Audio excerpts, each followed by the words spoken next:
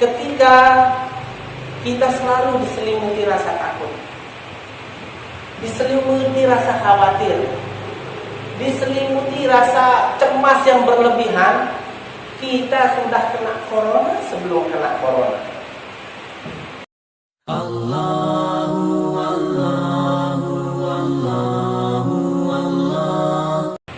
Cermati untuk kita jadikan inspirasi jalan keluar.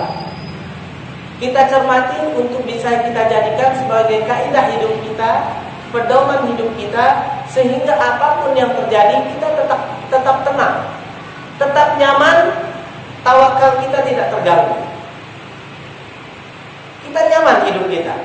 Kalau sudah inspirasinya dari Al-Quran, kalau sudah inspirasinya dari Sunnah, kalau sudah solusinya dari Al-Quran, kalau sudah solusinya dari Sunnah, maka yakinlah itu solusi terbaik. Tidak ada solusi yang lebih baik dari itu. Contoh, dahulu Rasulullah SAW pernah bersabda. Hadis ini diriwayatkan oleh Imam Al-Bukhari nomor 438. Ya, aku diberikan 5 perkara. 5 perkara yang tidak pernah diberikan kepada nabi-nabi dan rasul-rasul sebelumku. Ini khusus untuk Nabi Muhammad dan khusus untuk umat Nabi Muhammad sallallahu alaihi wasallam. Tidak ada untuk umat yang lain. Tidak untuk Nabi Musa, tidak Nabi Isa. Khusus kata Rasulullah SAW. Apa yang pertama? Yang pertama kata Rasulullah SAW, nusirtu birra'bi masirata syahrin. Ketika terjadi kemelut, ketika terjadi peperangan, maka aku diberikan kemenangan oleh Allah SWT berupa rasa takut yang diberikan kepada musuhku, meskipun peperangan sebulan lagi akan terjadi. Masih jauh, musuh sudah kalah duluan, lututnya lemes, darahnya naik, stroke dan lain sebagainya, lemes, pokoknya mentalnya jatuh. Padahal peperangan masih lama. Dan ini hanya berlaku untuk Nabi Muhammad SAW dan umat Nabi Muhammad SAW. Ketika terjadi peperangan, kata Rasulullah, saya sudah menang duluan meskipun belum bertanding. Kemudian, dan itu terjadi ya jemaah. Coba lihat, seringkali kita itu melihat sesuatu, keadaan kemelut, langsung lemes lutut duluan. Lutut jadi lemas, tangan jadi grogi, kaki jadi grogi. Padahal belum terjadi. Seandainya pun terjadi, belum tentu itu bisa menimpa kita. Tapi kita lemes duluan, ya. Dan itulah yang terjadi pada kaum kufar. Apa kata Rasulullah SAW kemudian?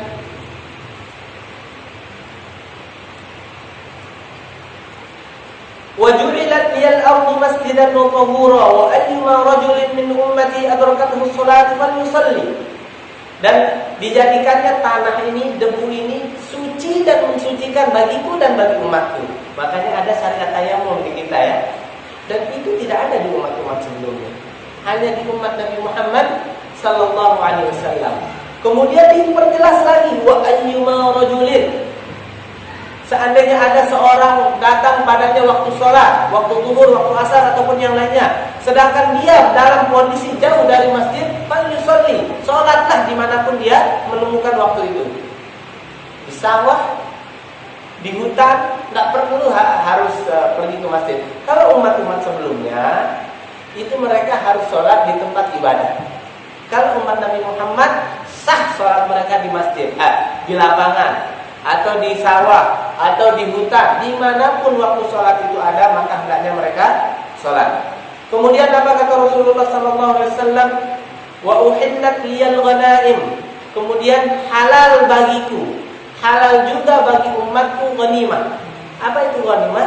Ketika terjadi peperangan, ada harta-harta yang tercecer, pedang yang bagus, perisai yang bagus, kuda yang bagus, itu halal diambil, boleh diambil. Tapi itu nggak ada sekarang, nggak ada perang, nggak ada apa. Dan jangan buat api peperangan sekarang, jangan coba-coba ya. Kemudian, wa kana an-nabiyyu yub'atsu ila qaumihi khassah.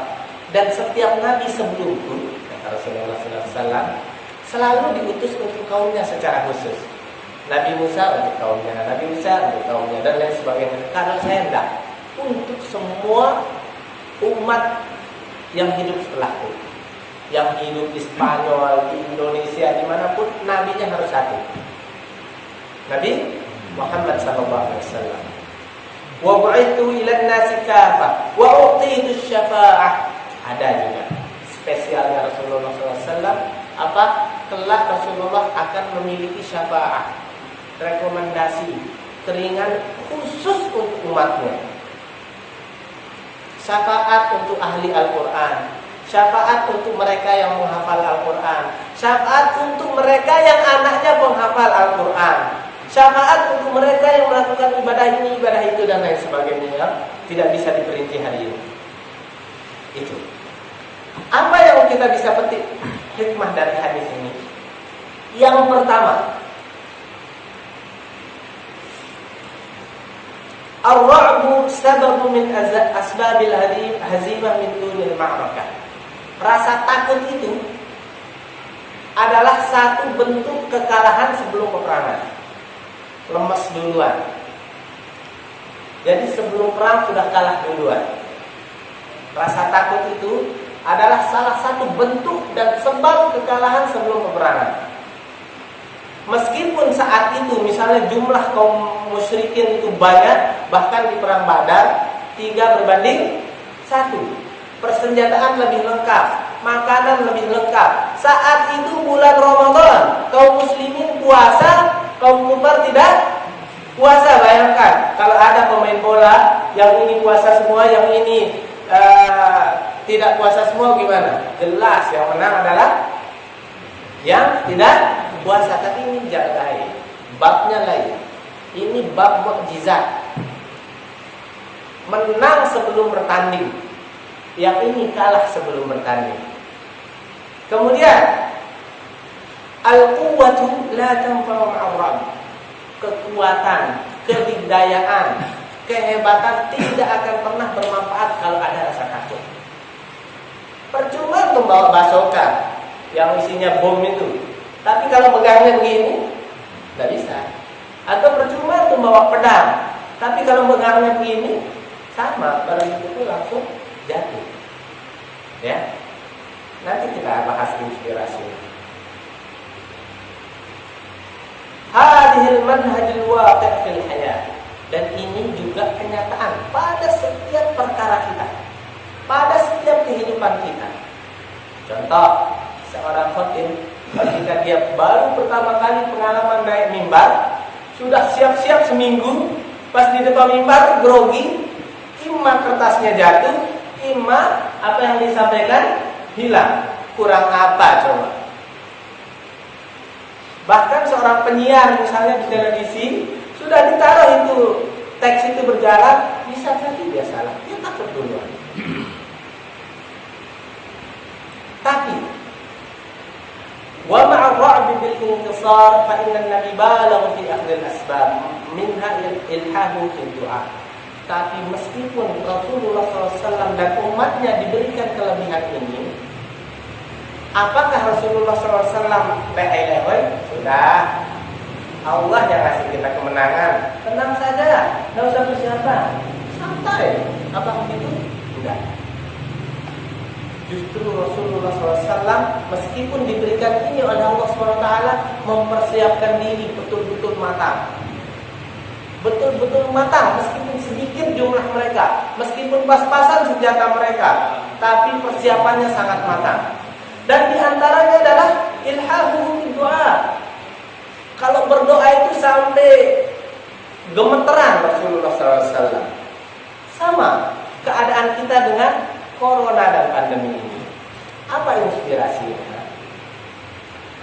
Ketika kita selalu diselimuti rasa takut, diselimuti rasa khawatir, diselimuti rasa cemas yang berlebihan, kita sudah kena corona sebelum kena corona. Ada namanya penyakit psikosomatik. Nanti kalau sudah nyampe rumah, periksa penyakit ini. Psikosomatik namanya. Penyakit psikosomatik adalah penyakit yang diderita oleh seseorang karena dia terlalu banyak melihat sesuatu atau mendengar sesuatu, sehingga dia merasa kena hal yang dia lihat dan dia dengar. Tiap hari didengar tentang berita corona, sesak napas, batuk begini dan lain sebagainya, keringat dingin dan dia batuk dikit dikira dirinya kena corona, lemas duluan. Aduh, sesak.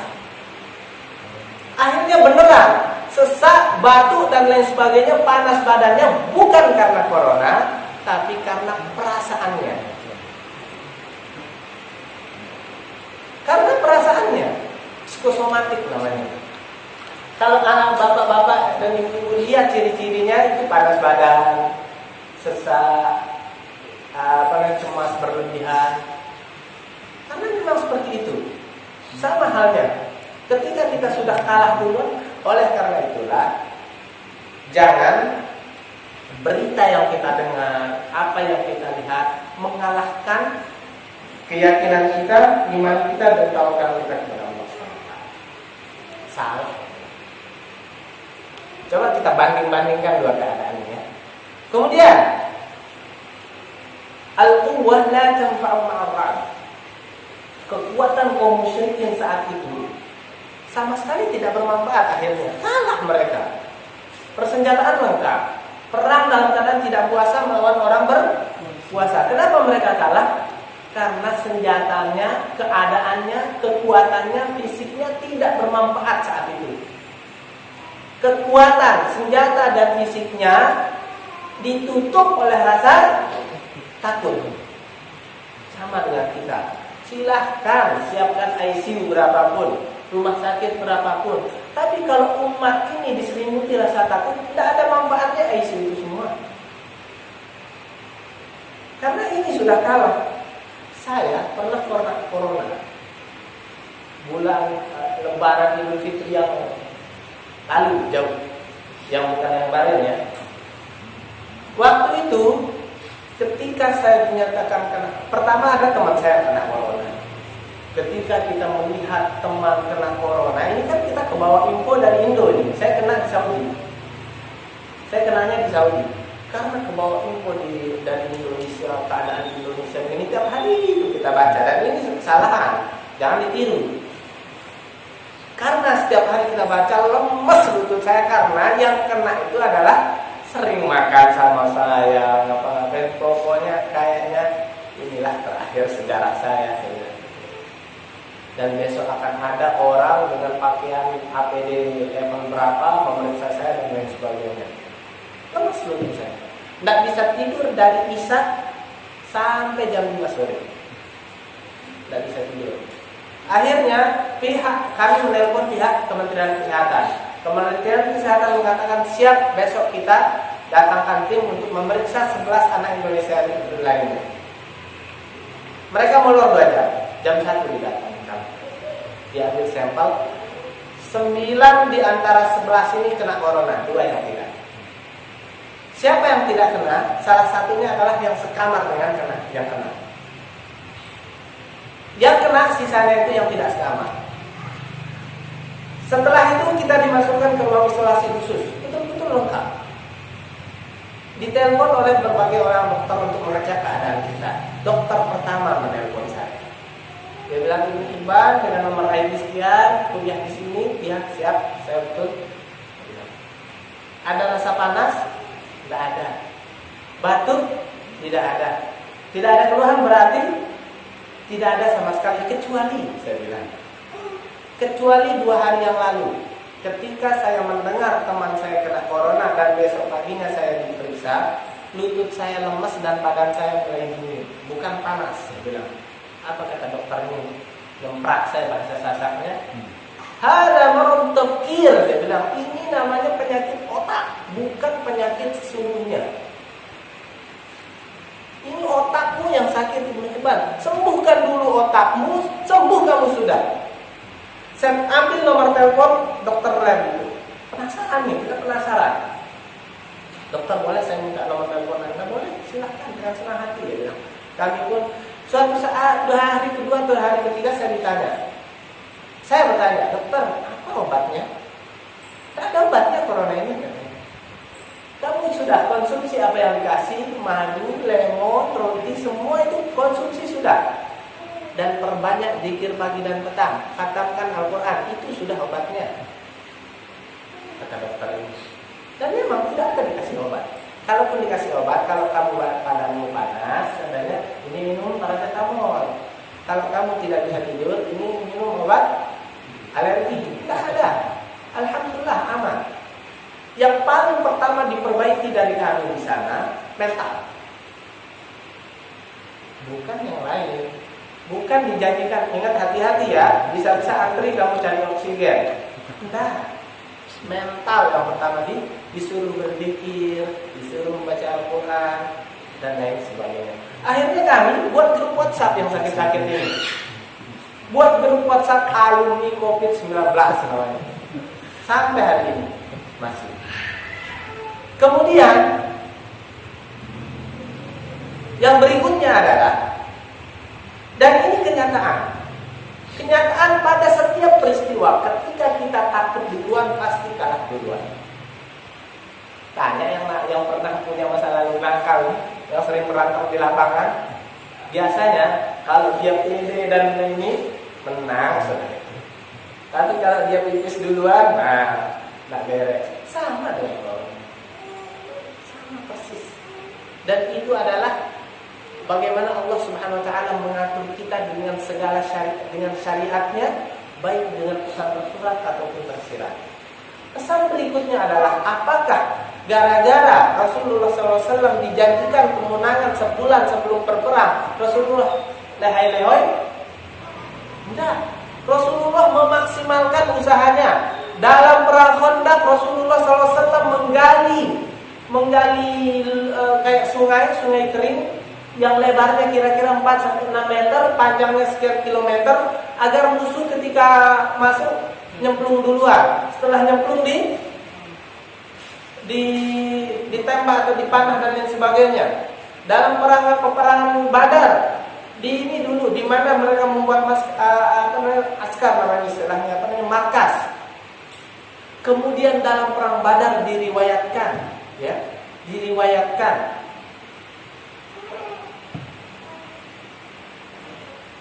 عن ابن عباس قال حدثني عمر بن الخطاب قال لما كان يوم بدر نظر رسول الله صلى الله عليه وسلم إلى المشركين وهم 1000 أصحابه 319 رجلا فاستقبل النبي الله صلى الله عليه وسلم القبلة ثم مد يديه فجعل يهتف بربه. Saat perang Badar, padahal sudah dijanjikan menang oleh Allah, di saat perang Badar diriwayatkan oleh Umar bin Khattab, Rasulullah SAW memandang ke arah kaum musyrikin. 1000 kata Rasulullah SAW. Yang ini 300-an. Satu berbanding 3. Kalau kita itu, apa yang terjadi? Mundur. Nanti kebanyakan. Tidak. Rasulullah dengan keyakinannya akan menang, memaksimalkan usahanya. Apa yang dilakukan? Faja'ala yahtifu rabbahu. Beliau mengangkat tangannya kemudian berbisik lirih. Ya Rabb, katanya, Allahumma anjiz li ma wa'adtani. Begini dah berdoa Rasulullah SAW. Ya Allah, katanya, anjiz li ma wa'adtani, buktikan apa yang engkau janjikan untukku hari ini. Berdoa Rasulullah. Belum selesai. Allahumma ati ma wa'adtani. Ya Allah, datangkan apa yang kau janjikan kepadaku. Minta menang. Kemudian beliau berkata, Allahumma in tuhlik hadhihi al-isabah min ahli al-Islam la tu'bad fil ardi. Ya Allah, seandainya hari ini kami kalah, ya, dan kami semua tewas, tidak akan ada yang menyembahmu setelah ini. Sampai-sampai kata perawinya Umar bin Khattab, fama zala yahtifu bi rabbih maddan yadayhi mustaqbil al-qiblah hatta saqata ridauhu an mankibayhi. Terus diulang-ulangi itu. Begini Rasulullah. Diulang-ulangi dengan penuh keyakinan. Meskipun di hadapannya mustahil, ya, tapi yakin mengalahkan kemustahilan saat itu. Terus begini, apa kata Abu Bakar? Umar sampai surbannya jatuh. Padahal surban itu terlilit, bisa jatuh saking getaran badan Rasulullah SAW saat berdoa. Fa'akahu Abu Bakar fa'akhadha ridaahu. Kemudian Abu Bakar mengambil lagi selendangnya, sorbannya, ditaruh kembali di pundak Rasulullah SAW. Fa'alqahu ala mankibaihi, thumma iltazamahu min waraihi. Kemudian tetap bersiap siaga, berjaga di belakang Rasulullah SAW. Kemudian setelah capek melihat Rasulullah SAW berdoa, Abu Bakar berkata, ya Nabi Allah, wahai Nabi Allah, kafaka munasyadatuka rabbak. Cukup doamu ini ya Rasulullah, cukup sudah. Kata Abu Bakar, saking capeknya Abu Bakar melihat Rasulullah SAW. Abu Bakar dengan keimanannya tahu kita akan menang, tapi jelas keimanan Rasulullah lebih tinggi. Rasulullah beriman beliau akan menang, tapi beliau juga menjalani sebab-sebabnya. Allah tidak memberikan kemenangan dengan saya diam-diam. Salah satu yang harus saya lakukan adalah dengan memaksimalkan doa. Dan betullah peperangan terjadi dan pasukan Rasulullah dimenangkan. Apa yang kita petik inspirasi dari hadis ini? Meskipun kita sudah mempelajari tentang masalah tenang saja, semua kembali kepada Allah Subhanahu wa taala. Tenang saja, tetap berzikir. Tenang saja, tetap. Apakah dengan sifat ini terus kita tidak pakai masker? Tidak. Tetap maksimalkan protokol kesehatan. Pakai masker, cuci tangan, rajin mandi, rajin olahraga. Karena Allah akan membebaskan kita dari corona ini, meminimalkan dampaknya untuk kita, untuk badan kita, dengan kesehatan dan kepercayaan diri yang kita miliki. Sebagaimana Rasulullah SAW beserta pasukannya diberikan kemenangan tidak begitu saja, ada usahanya. Jadi salah ketika kita mengatakan sudah ini semua takdir, kembalikan kepada Allah Subhanahu wa taala. Kalau memang kena hatta 10 lipat ini maskernya tetap kena, hatta sampai ini cuci tangannya tetap kena. Salah, itu paham yang sesat dan menyesatkan. Kalau mau bebas dari corona, tetap tenang, serahkan kepada Allah Subhanahu wa taala, tapi di balik itu maksimalkan usaha. Cuci tangan, pakai masker, dan berdoalah sebagaimana Rasulullah SAW berdoa meminta kemenangan. Makanya disunahkan kita, dianjurkan kita berdoa, Allahumma inni a'udzubika minal barasi wal jununi wal judami wasayyi'il asqam. Allahumma inni a'udzubika, ya Allah, aku berlindung kepadamu, minal barasi, dari penyakit al-baras. Penyakit al-baras itu apa ya? Albino ya namanya. Tapi albino yang membahayakan, bukan albino biasa, dia kena albino tapi tetap main bola. Enggak. Albino yang membahayakan tuh. Yang albino yang membuat tubuh orang lemah, itu namanya baras. Allahumma inni a'udzubika minal barasi. Ya Allah, aku berlindung kepadamu dari penyakit al-baras. Wal junun, gila. Wal judam, kusta. Apa namanya, yang membuat kulit orang melepuh terus jemarinya berjatuhan dan lain sebagainya. Wasayyi'il asqam, dan semua penyakit-penyakit yang buruk, termasuk diantara penyakit yang buruk yang harus kita berdoa kepada Allah untuk dihindarkan adalah corona.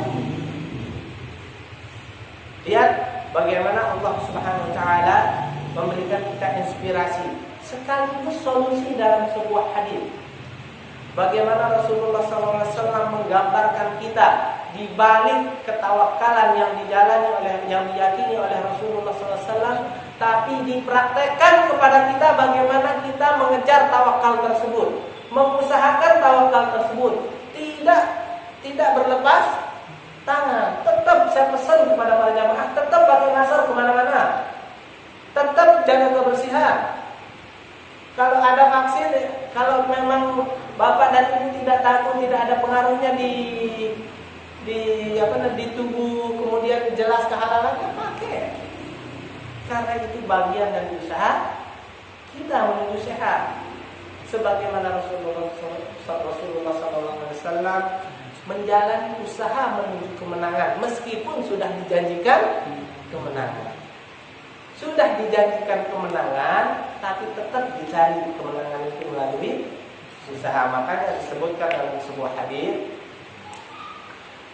Apa kata Rasulullah SAW bersabda, "Lau annakum tatawakkaluna 'ala Allahi haqqa tawakkuli la razaqakum kama yarzuqu at-tayra taghdu himasan wa taruhu bighana." Seandainya kalian bertawakal kepada Allah Subhanahu wa taala dengan sebenar-benar tawakal, niscaya Allah akan memberikan kalian rezeki sebagaimana Allah Subhanahu wa taala memberikan kawanan burung itu rezeki. Taghdu himasan, keluar di pagi hari dalam keadaan perut lapar. Wa taruhu bighana, kembali di sore hari atau menjelang sore dalam keadaan kenyang. Hadis ini secara tersurat berbicara tentang konsep tawakal dalam mencari rezeki. Diberikanlah kita perumpamaan dengan seekor burung. Dia keluar dalam keadaan lapar, balik dalam keadaan kenyang. Burung lebih berhak dengan segala keterbatasan yang dia miliki. Akalnya tidak ada, dia hanya punya dibekali insting oleh Allah SWT. Lebih berhak dibagikan sembako secara cuma-cuma. Burung, karena kamu terbatas, banyak orang nembak di luar, diam sudah di sarangmu. Nanti para malaikat yang memberikan kamu BLT, sembako, kata malaikat enggak. Tapi dengan hikmahnya Allah memberikan kita contoh burung. Ya, dengan segala keterbatasan yang dimiliki burung ini, Allah tetap memberikan mereka insting untuk berusaha mengenyangkan perutnya. Di antara burung ada yang keluar, dia dapat mendapatkan rezekinya.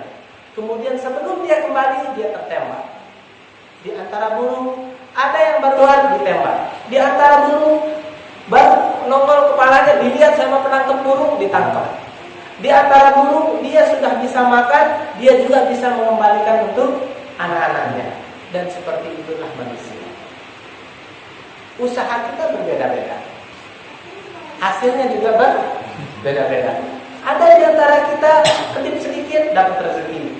Ada di antara mereka hanya dengan menandatangan bekal sebulan selesai. Ada di antara mereka harus utang dulu baru dapat makan sehari. Tapi ingat, Allah tidak melihat hasilnya. Allah melihat usahanya. Bisa jadi dengan sekali tanda tangan kebutuhan sebulan terpenuhi, di sana kita tidak bisa tahan dengan ujian itu. Sombong, meremehkan orang, tiba-tiba jadi motivator kiri kanan, seakan-akan orang lain tidak bisa berusaha, dia aja yang bisa jualan. Bisa jadi. Oleh karena itulah, apa kata Rasulullah SAW? Ajaban li amril mu'min, in asabat sarra syakara fakana khairun lah, wa in asabat dharra sabara fakana khairun lah. Aneh orang mukmin itu, aneh orang beriman itu, kata Rasulullah SAW. Ketika hidupnya lapang, dia bersyukur. Dia bersyukur dibantu orang lain. Dia bersyukur dipermudah oleh orang lain. Dia bersyukur tidak pernah lupa bahwasanya semua ini kemudahan dari Allah SWT. Tapi ketika dia dilanda kesulitan, dia bersabar. Dia bersabar, tetap berusaha. Dia bersabar, semakin berdoa. Dia bersabar, semakin beribadah. Dua-duanya baik untuk orang mukmin. Dua-duanya baik, dan itu hanya berlaku untuk orang mukmin. Yang tidak mukmin tidak berlaku. Kenapa? Ada orang seperti yang saya jelaskan tadi, baru usahanya lancar begini, semua disalahkan. Makanya kalau bisnis itu begini caranya, makanya kalau begini, semua dia lupa siapa yang memberikan dia kemudahan. Sama halnya dengan kita ini di saat-saat kesempatan ini, kita hanya bisa memaksimalkan usaha. Maksimalkan usaha. Setelah itu serahkan kepada Allah SWT. Terbebas dari corona, alhamdulillah. Ini keutamaan dari Allah SWT. Kena corona, sabar. tetap semangat, tetap menjaga kesehatan, jangan takut, jangan cemas berlebihan. Santai. Tapi dua-duanya kita maksimalkan. Tawakal kita maksimalkan, usaha kita maksimalkan. Untuk saat ini, dunia ini hancur gara-gara media sosial ini. Coba lihat. Yang tidak dokter tiba-tiba jadi dokter. Yang tidak paham kesehatan tiba-tiba jadi ahli kesehatan. Yang bukan ustaz tiba-tiba jadi ustaz. Dikatakan corona ini begini, bohong, ini adalah konspirasi ini. Ketika keluarganya kena, nah, ayo mana teori-teori yang kemarin? Jangan berlebihan. Kalau kita bukan ahlinya, jangan berbicara. Kalau mau tentang kesehatan, tanya kepada ahli kesehatan yang terpercaya. Kalau mau tanya solusi agamanya, cari solusinya melalui ahli agama yang terpercaya. Seperti sehingga kehidupan kita stabil, iman kita tetap, imun kita meningkat. Tidak sembarang. Jadi sekarang maksimalkan. Kurangi dulu baca ini, kurangi dulu nonton berita tentang ini dan itu. Semakin hari semakin takut dan lain sebagainya. Kurangi dulu. Coba maksimalkan usaha sekarang. Fokuskan di usaha. Jangan kebersihan, berikan edukasi kepada masyarakat. Tidak usah takut. Ke masjid tetap sholat di masjid. Kita maksimalkan protokol kesehatan di masjid. Jangan ke masjid takut, keluar masjid tidak takut. Kebalik itu tawakal model mana saya tidak tahu. Merasa tidak nyaman di masjid, merasa aman di tempat keramaian yang lain. Salah itu. Oleh karena itulah ilmunya harus didapatkan secara utuh. Tawakalnya harus didapatkan, dipahami secara utuh. Protokolnya harus dipahami secara utuh. Tawakalnya dimaksimalkan usaha dan sebab-sebabnya. Protokolnya dimaksimalkan usaha dan prosesnya. Semua seimbang jadi. Tidak ada yang sembarangan, tidak ada yang tanpa ilmu. Semuanya dengan ilmu.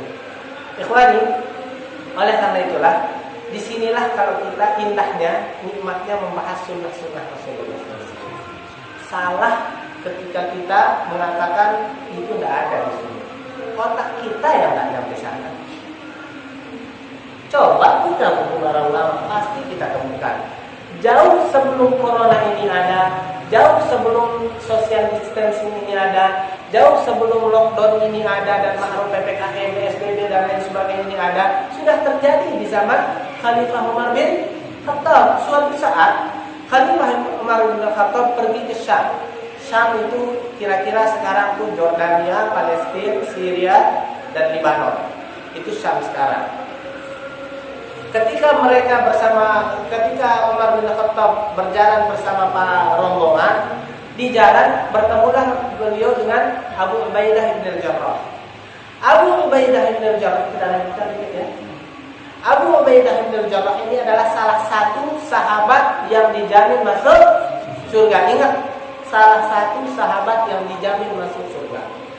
Setelah bertemu di jalan, apa kata Abu Ubaidah bin Al-Jarrah? Ya Umar, kamu mau pergi Syam? Iya. Stop, kata Abu Ubaidah bin Al-Jarrah. Tunggu dulu. Di Syam telah terjadi wabah kolera saat itu. Umar dengan keimanannya dan keilmuannya diam, kalimat dulu, diam. Ditanyalah para sahabat yang lain. Bagaimana kita lanjut? Setelah ditanya ahli muhajirin, ahli Makkah, mereka berselisih pendapat. Ada yang mengatakan lanjut, kita sudah dekat dengan Syam, perjalanan sudah jauh. Masa kita balik?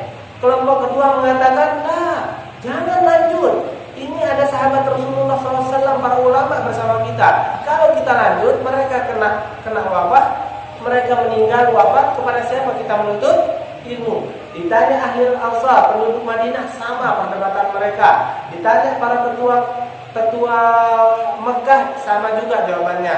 Apa kata Umar? Besok saya mau balik, semua harus balik. Apa kata Abu Ubaidah bin Jarrah? Ya Umar, afiraru minal qadar. Apa kata Abu Ubaidah? Ya Umar, mau lari dari takdir? mendengar perkataan ini Umar marah. Lau kana ghairuka qalaha. Seandainya selain kamu yang mengatakan ini, Abu Ubaidah, cocok. Kamu ini penduduk surga, sudah dijamin masuk surga, sahabat Rasulullah. Terus kamu mengatakan ini tentang masalah takdir.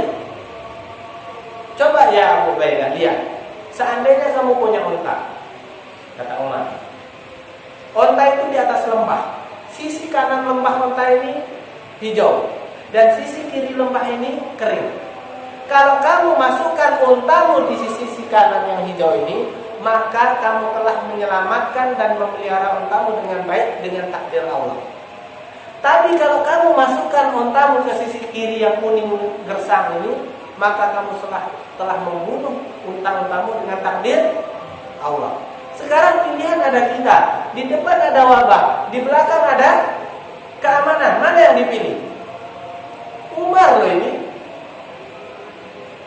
Ini Umar dan ini Abu Ubaidah. Abu Ubaidah juga saja bisa salah dalam berucap, apalagi kita. Makanya saya katakan, tanya dokter yang dipercaya, tanya ustadz yang dipercaya juga. Tidak, dokter kan ada beda-beda ini. Ada yang mengatakan ada yang mengatakan cari yang paling bisa dipercaya, yang paling mumpuni ilmunya. Setelah itu datang Abdurrahman bin Auf. Apa kata Abdurrahman bin Auf? Saya tahu jalan keluarnya. Abdurrahman bin Auf ketika terjadi perdebatan itu sedang keluar dari pasukan. Saya telah mendengar Rasulullah SAW bersabda, kata Abdurrahman bin Auf. Apa kata Rasulullah SAW bersabda? Idza sami'tum bihi bi ardin fala taqdamu 'alaihi. Ketika kamu mendengar sebuah wabah terjadi di suatu tempat, maka jangan pernah ke sana. Wa idza waqa'a bi ardin wa antum biha fala takhruju firaran minhu. Tapi ketika wabah itu terjadi di suatu tempat dan kamu berada di sana, kata Rasulullah SAW, jangan pernah keluar dari tempat itu, diam di sana dan jangan tularkan ke orang lain. Sama dengan ini, corona ini. Kalau kita sudah tahu di tempat ini dan tempat itu zona merah, jangan ke sana, diam. Tapi kalau kita yang sudah kena, diam di rumah, jangan sholat di masjid. Coba lihat lengkapnya syariat Islam ini. Inspirasinya lengkap di sunnah Rasulullah SAW.